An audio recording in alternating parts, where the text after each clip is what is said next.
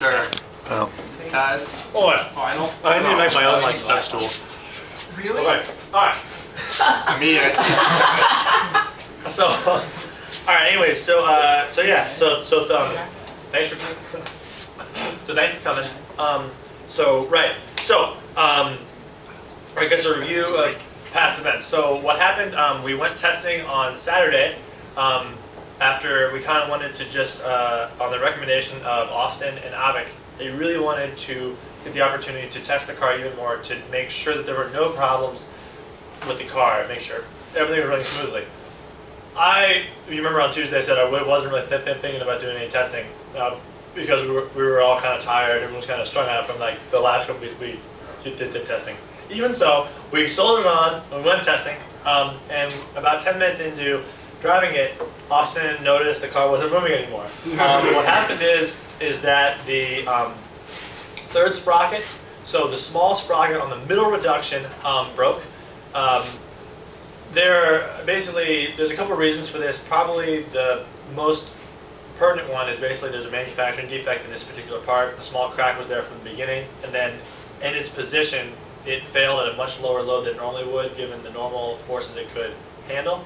So that failed.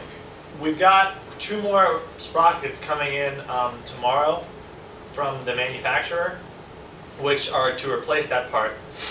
But in order to prevent this from happening again, we're going to make a small modification. We're going to weld a ring around the outside of the sprocket. So this will give these the ability to increase the base diameter of the sprocket, which is what failed before because it's kind of thin. So we're going to do that, and then after we weld it, we're going to do a small heat treatment. We're going to anneal it. We can do that ourselves because it's kind of easy. The idea there is we want to reduce the heat affected zone that we have on the piece to keep from being brittle, and that will be a replacement for that goes in the actual gearbox. We'll then make a spare for that, and we'll also have, so with that spare we then make again, we'll have a spare for every sprocket in the gearbox, which is great. What's interesting is that sprocket failures like this one particular are rare. Usually teams will break sprockets on the final reduction, which is where the most torque is, but we're breaking a sprocket on the middle reduction, which the small sprocket, which is kind of weird, but that's kind of interesting. So I think it's actually kind of good. The gearbox is really, really well made right now. There's no play in any of the parts, which is exactly what we were looking for. Everything looks to be really good. With that, tensioners are working great. The only problem is, like Austin found out, the sprocket broke. So it was driving great before that. The brake calipers are lined up fantastic. It moves freely. We had some alignment issues, but we got those finished. Now what's left to basically do is the run-up for the final step for the competition. So we've got to basically just make sure we get all the safety stuff checked out.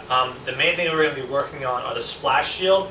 That's what goes on the gas tank to keep fuel in the area. There's a number of rules for that. There also is a shield that covers over the muffler. I don't know why they can't just give us an engine that's legal to begin with, but that's not mine. So we have to modify the engine to make it legal.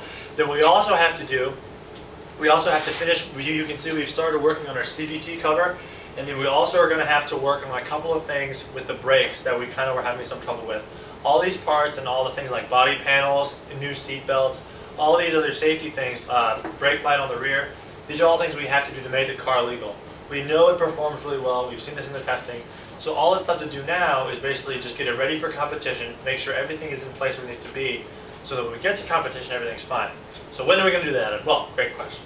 So what we're going to be doing is we're going to be doing our same strategy of building on Thursdays and Fridays, and because this is like the week before competition, it's also going to be, we're going to be working on Thursday, Friday, and Saturday.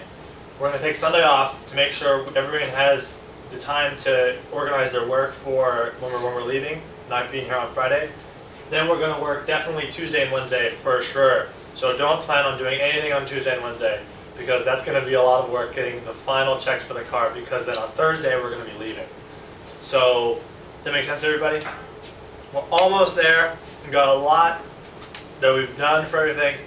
Let's really take the time, put a lot of work in, and get these final components finished to the best that they can be, and let's just go out there and just win. So I think that's great. All right, so that's what I got, and Cool. All right, sweet. Thanks, guys.